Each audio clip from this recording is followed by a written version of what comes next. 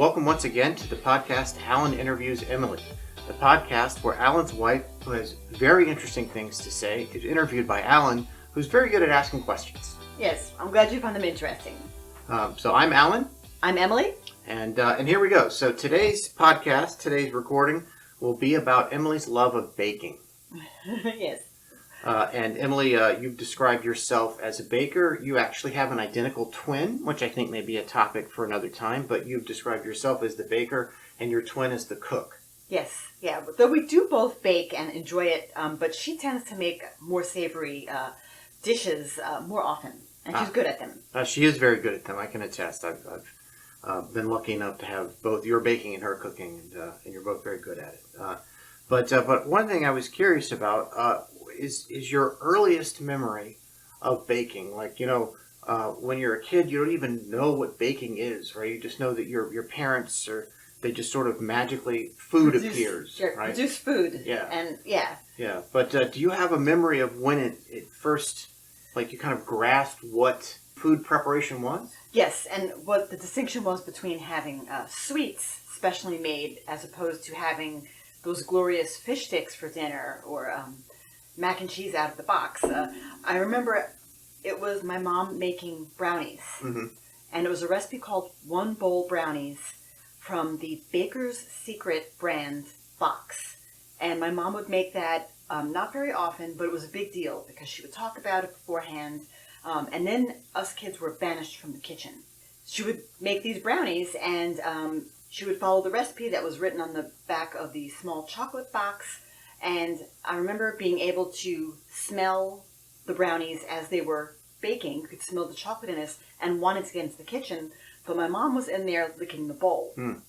And she did not want to share this, kind of sacred moment of being able to lick the batter. And I remember her screaming a lot to get us out of the kitchen. Really? Yes. And we just, it's that kind of reverse pull. The more you're pushed out, the more you want to come in and taste and see what's going on. So, and I've heard you describe to help kind of set the scene. You grew up in the 70s. Yes. Your mom was divorced, so she's a single mother with 3 children. Children in a garden apartment, so it was 2 bedrooms. In Queens, New York. In Queens, yes, in Bayside, and it was a pretty small apartment. 3 of us were in one bedroom. 1 was in the other bedroom. It was my brother that had the sole bedroom. Right. But so, space was limited. So, you kind of always knew what everyone else was doing. And her time was limited, too. And her time she's a working single mother. Right. Right. Yes, she was working. So this was kind of, her leisure time or her time for herself and to enjoy and to create. And you've described her as a psycho-divorced mother? Psycho-divorced mother, yes. That comes from a great skit on Saturday Night Live that Kirstie Alley played, something called Psycho-Divorced Mother. And it was just a stressed out mom, inundated by bills, and trying to juggle it all. And that describes your mother? Yes, that was my mom. And so she's trying to make brownies for you 3 kids. So your identical twin and your younger brother.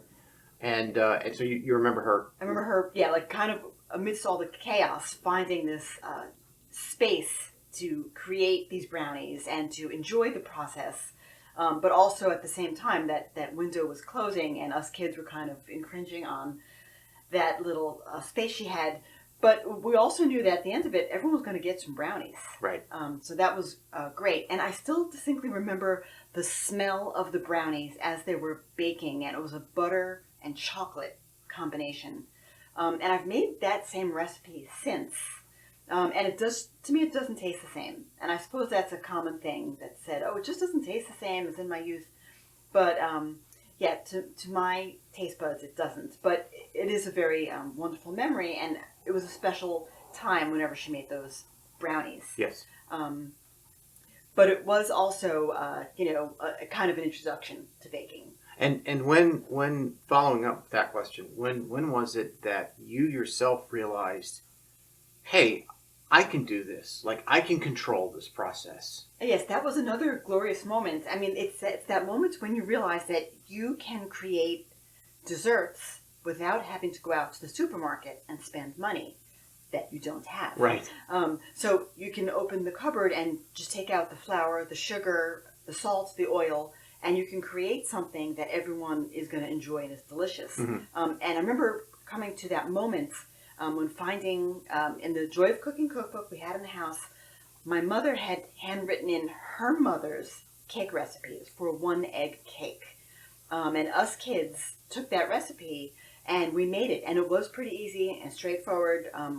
And putting it together and realizing you can eat the batter. You don't even have to bake it. Right. And it's delicious. Your brother did that. Right? Yeah, my brother did that. And actually, that's what he usually did. Afterwards, he would just make the batter and eat that. Right. But it was a simple process just to do that extra step and pour it into a pan and bake it at 350 degrees for like 30 minutes. Wait, so you're kids, and you find this recipe that has been handed down from your grandmother, handwritten, Yes. and you decide, I'm going to try this. Yes. So how old were you, and where was your mother when you were doing this? We were about, my sister and I were about 10, my brother's about 8, around there. But we had been allowed to make French toast for the first time. Okay. While my mom was there. And that was really the first thing that we cooked, like on our own. Yes. Even though my mom was there, but she directed verbally. Like she didn't want to get out of bed. Right, she didn't want to get out of bed. Yeah. Yes, and we wanted something sweet. It was late at night. And she's like, hey kids, why don't we have French toast? I'll tell you how to make it. And we were surprised that she was letting us turn the oven on, turn the stove on. Right. But we did it, and it's dipping the bread in an egg and milk bath, and you fry it, and then you put some butter on it, and then you pour the maple syrup. And she's calling out to you these instructions. Yes, and I remember bringing her the plate with 2 slices of bread. Right, she never got out of bed. She never got out of bed. Right, she was reading a book. Like, right. That was like her ritual, nighttime ritual was to read a book. She went to sleep, but so we brought it in. I remember her eating it and saying, "This is pretty good." Yeah, and we were like triumphant.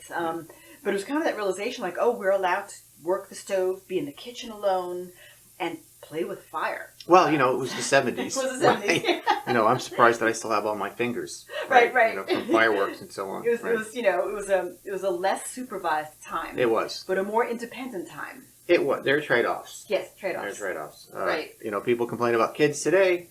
Right. But I think the kids are just fine. We just grew up at a different time. But it was after that French toast incident, and we realized, like, okay, we kind of have autonomy in the kitchen, and it grew from there. It's like, okay, we can create things. And the other thing that Mom did bake was this 1-egg cake, but it was on very rare occasions, and it was when there was a birthday, and we needed a cake, Mom would make this. Yeah. And we do have some pictures from like 5-year-old birthday parties, and Mom was serving up this cake. And so we decided to go ahead and try it out. So did the three of you have like a meeting like and a say, powwow? yeah, right, Say, and then make this conclusion, or just yes, sort of... yeah. And I do have like these kind of very dim memories of looking at each other and saying, yeah, we should do this. Let's do it. Come on, let's take out the bowl. Let's do it. Come on, let's crack an egg. And the recipe called for just 1 egg. So like, how bad can this be if we mess it up? It's just 1 egg we're wasting. Yeah. Let's do it. And I just remember being amazed that we were actually doing this. And where was your mother? I actually don't remember. She might have. I mean, there was a time when she was working 2 jobs, and she worked 2 jobs actually for a long time. But she was working a guard shift at night, and so I think this is on the weekend when she was working a guard shift. Right. And so we were being adventurous and thought, hey, she left us alone in the house without any desserts. We're going to create a dessert. We're going to do it. We're going to do it. Yeah. And we were amazed. I remember telling her about it, and she was angry that we had turned the oven on and done this because we had an old oven where you had to light a match, lean in, and you'd have this poof moment when things lit. And sometimes you're doing all this, right? Yes, yeah.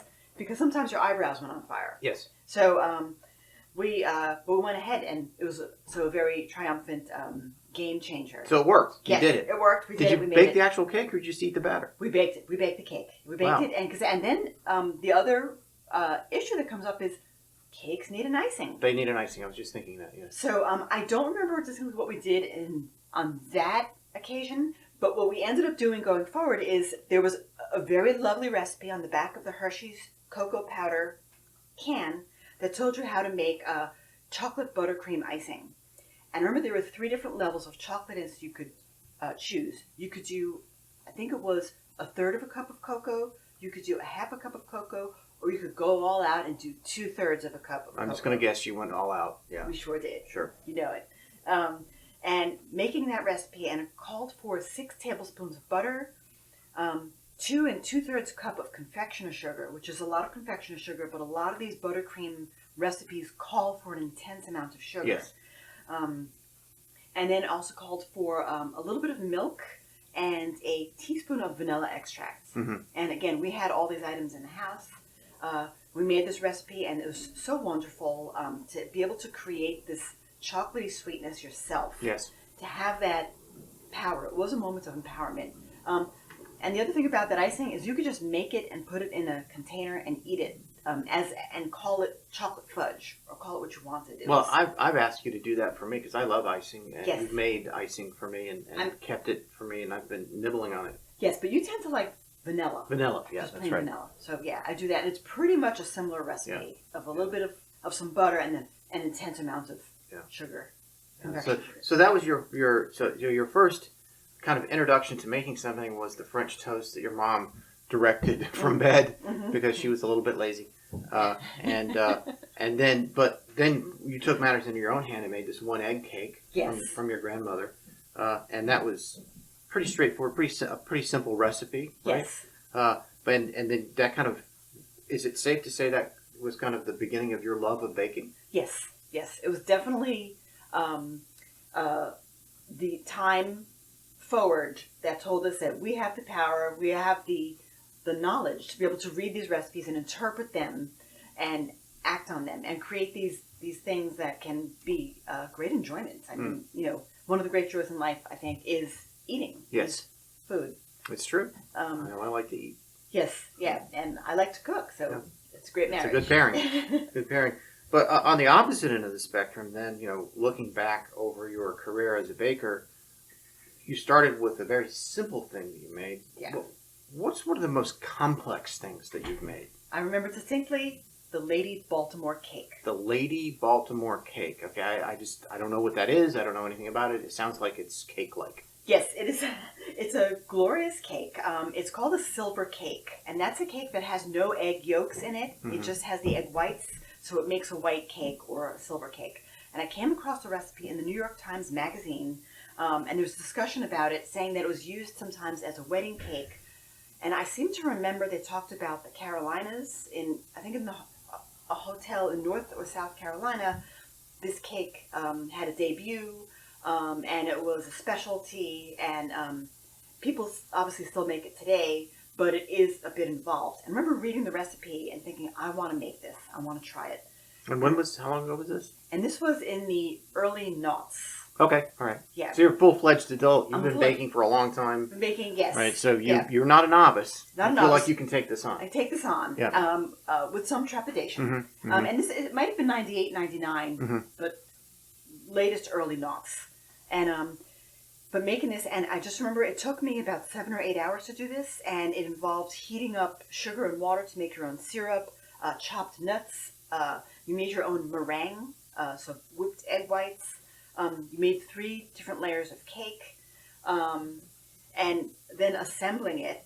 And I just remember feeling utterly triumphant at the end of it. I was exhausted, and I think it was like 11 at night, but I was like, I have this beautiful 3-tiered cake, and I can eat it, and I can make it again. Yeah, you shared it with your sister, I assume. Yes, shared with my sister, and I have made it several times since. I made it for Easter one time, and I've also realized that you can make it in stages. So one day, just make the cake. A couple days later, make the icing, and then another day, assemble it. This way, you're not all stressed out, and also read the recipe ahead of time, so you know what's coming, and you can gather and mentally prepare.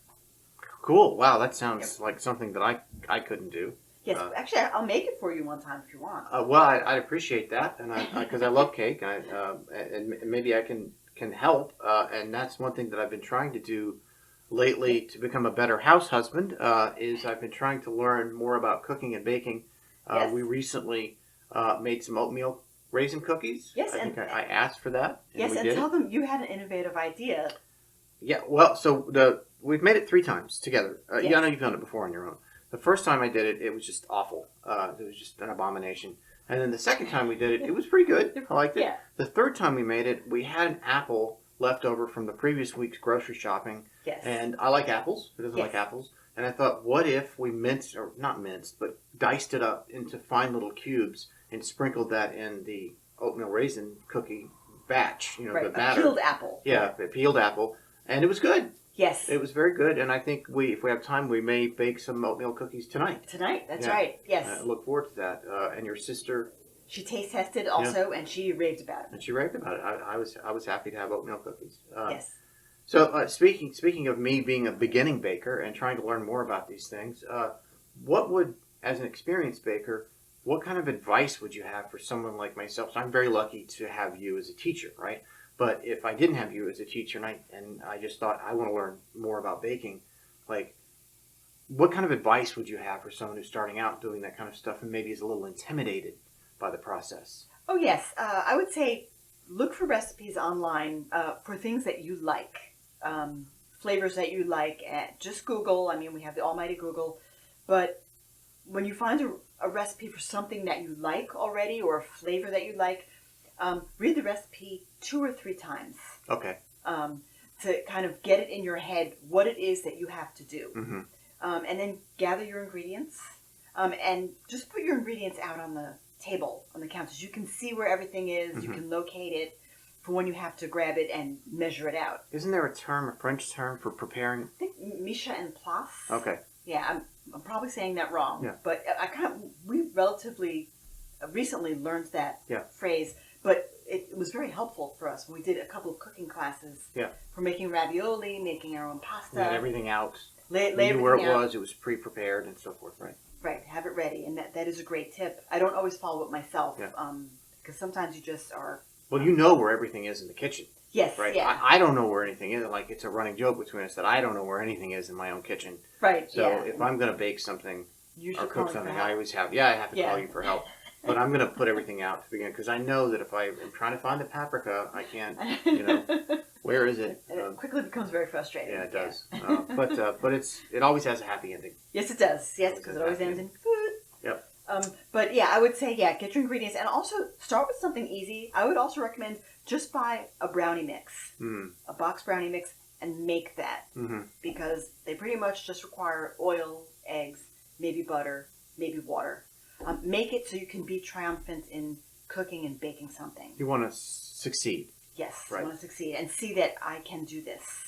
Start off small. Yeah. I think you're saying, right? Yes. And do some things that you know you're going to enjoy, kind of get that experience, right? Yes. Before you attack something that's kind of big and maybe you might not pull it off the first time around, and that might be a little discouraging. And you don't want to get burned and think, I'm never doing this again. Yeah. And I think a brownie mix is a great place to start. Yeah. Cool. Well, thank you very much for taking the time out to talk to me about this passion that you have. Yeah, you're very welcome. This is an ongoing series of recordings that I do with my lovely wife, Emily. Alan interviews Emily, where Alan, who asks the questions of Emily, Emily talks about her interests and her hobbies, because she's really into a lot of really cool stuff.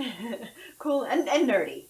I'll totally give that up, but I love discussing it, and I'm so glad you're interested in them too. Thank you very much, and we'll see you next time. Thank you. I love you. Let's go bake some cookies. Okay, let's do it.